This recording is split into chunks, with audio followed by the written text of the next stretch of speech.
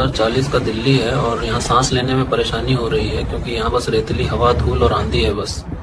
खेत बिल्कुल सूख गए हैं, हवा में सिर्फ धूल है, पेड़ कटे पड़े हैं, मिट्टी फटी हुई है। दूर कुछ जानवर इस छोटी सी हौदी से पानी पी रहे हैं। हर बूंद की कीमत है। धूल है, सांस लेना मुश्किल हो रहा है। लाइन में रही, सबको नंबर मिलेगा। अभी ऑक्सीजन का लेवल चेक करेंगे। हवा जैसे जहर हो गई है।